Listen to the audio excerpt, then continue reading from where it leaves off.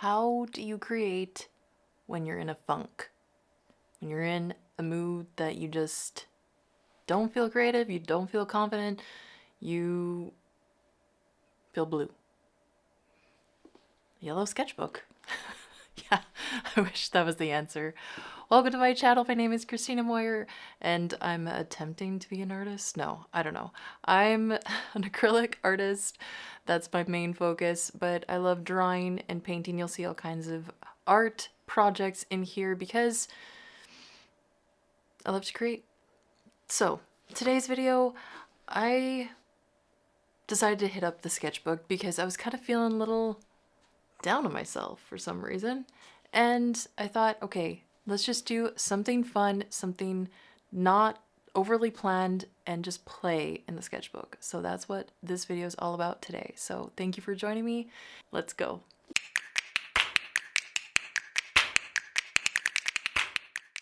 So I don't normally work like this in my office with paints, but I like that my reference image was right on the big screen, so I thought I'd give this a try. And there's a couple things. Working in the sketchbook, I've got my page taped, so I have a nice border no matter what I decide to do with it. And then my reference image right there. Choosing something that brings me a lot of joy, like my puppy, as you can see, my screensaver.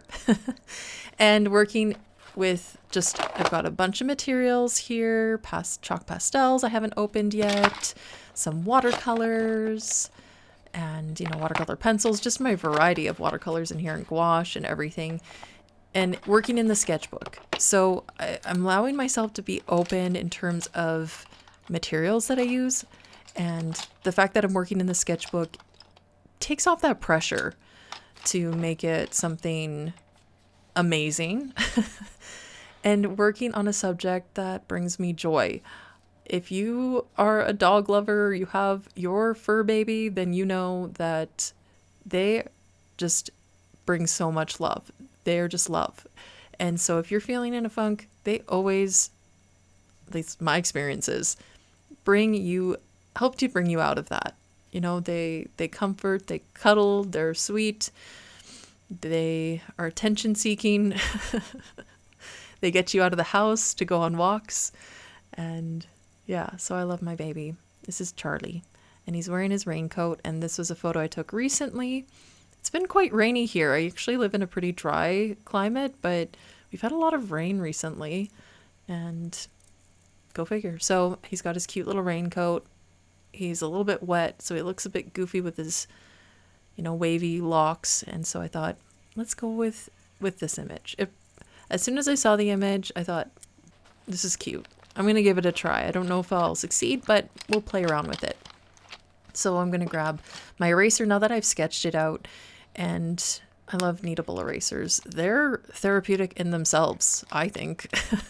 I don't know if there's research on that, but I definitely find them to be, you can maneuver them in your hands and that kind of thing. So I kind of find them to be a little bit fun to use. So now I'm sketched out here. I'm going to try some watercolor pencils. That's what I decided to go with. I'm going to start with his raincoat.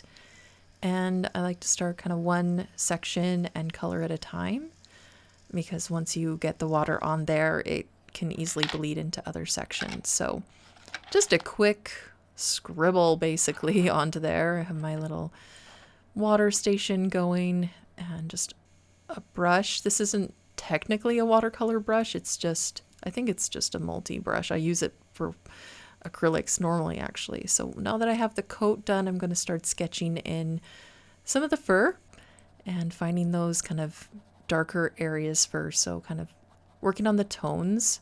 I like to find the areas that are either really dark or really light, and then work from there and working around with the medium tones and into some of the detailing and stuff. So I don't have a lot of different colors with this one, so I'm kind of blending yellow and orange and brown all together to try to get the colors of my particular pup. And then we're going to go in with that water. And the one interesting thing that you need to keep in mind with pencil watercolors or watercolor pencils is you still need to kind of wash your brush and be mindful of, how you're brushing it on. So that's something to keep in mind if you've never used them before. But they're a lot of fun, and watercolor itself is just very magical, and I'm finding it to be very soothing. And like I said, no pressure. I'm not putting pressure on myself, because when you're in a state of mind where you're kind of like just thinking, I don't know, maybe just not good thoughts about yourself, or just questioning your abilities and stuff like that for whatever reason, could be the smallest thing. And a small thing can really create that negative headspace sometimes if you aren't careful. And sometimes it just happens even if you try. And I didn't want to get stuck and not be able to create. I really wanted to create and not allow that kind of voice in my head to win. So I was like, hey, this is what I'm doing. So I'm giving this a try, and maybe if you're struggling with that, give it a try and let me know if it does work. I am curious to know if this, is it just me, or, you know, and if you have any ideas that you like to do, maybe share them with us in the comments, so that, because everybody's different, everybody's going to have different experience with things, and different things are going to bring you joy and kind of help you get into a better headspace. So creating, I do find once I actually start creating, my headspace does improve most of the time. Sometimes I'll get into a space where maybe the artwork isn't working out well, and then that throws me off. But for the most part, once I get into it and I start, it's good for the soul. That's what I find. So now I'm going to work a little bit into the background. I wasn't sure as I was creating this, should I do a background? But I thought, let's go for it. I'm just being easy here and playful, and just letting myself give it a try if I want to go for it, even if it ends up kind of ruining the piece, quote unquote. We might as well try. And I'm glad that I did. And sometimes we make those decisions and it doesn't turn out great, and sometimes it's better than you could have imagined. And for this piece, I decided not to go do the very background, that top strip in the image. As you can see in the reference image, it, as I showed again later in the video, that top bit I decided not to include. So I'm just going to kind of erase any marks that I don't need up at the top. And I'm going to go back in with some watercolor to get some of that detailing. I find with artwork, you know, it's kind of this conversation with your piece. You're just trying to bring it to life and then see at what point does it feel alive? At what point does it feel good to the soul? And then that's when you're like, yes, okay, it's there.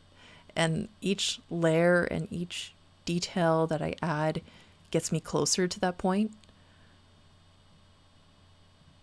And then I guess you try not to overwork it either. And that's always been a struggle for me, because I don't know if it's a bit of OCD or what, but I like the details. Sometimes you don't need every detail. And I don't do watercolor enough, so this was nice because I hadn't done watercolor in a while. And so it was nice to kind of step into a different medium. So if maybe you're a watercolor artist and you need a break, maybe you need to try something else, try pencil crayon, try a drawing, try just something, have fun. And that's a key element. So because he has kind of these curly hairs, they're not super curly, they're more wavy, but the wet ones at the bottom are kind of darker because they got wet. And so I'm just kind of using a bit of a tapping motion rather than just a smooth.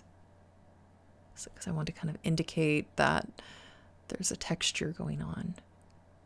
And as I'm doing this, I'm thinking that I'd like to add detailing in with those pastels. I haven't opened those up yet, and I'd really like to crack those open and give that a go. So I'm taking that into consideration as I go, as I'm playing and having fun. So because I took this photo of him while he was on leash, the leash is coming forward towards me in the image. And so I'm erasing those lines. There are still a few lines left to erase. Clean it right up. And let's try these out. Brand new. Isn't it fun and scary at the same time using a new material? I don't know about you, but I have that bit of nervousness trying a new material, or, you know, something that's new. I don't know. I don't know why I have that issue with new things sometimes. Don't want to use a new thing. So just using these pencils to add more depth and texture and color where I need to. The coat needed a little extra.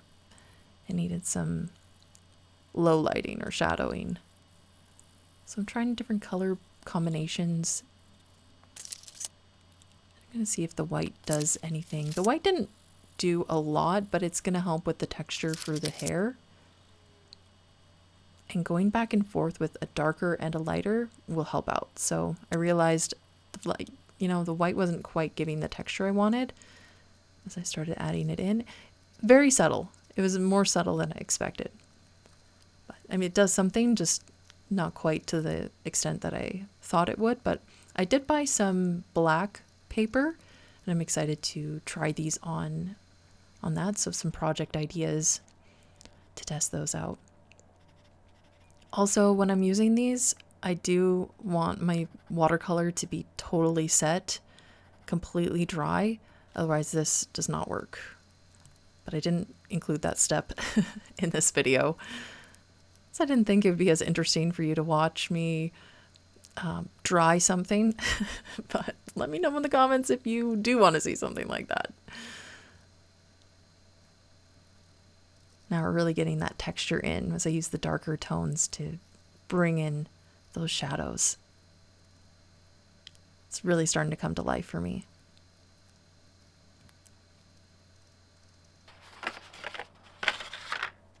I can definitely feel that my mood has shifted, and this piece has brought me a lot of joy creating this. Just a simple piece in my sketchbook.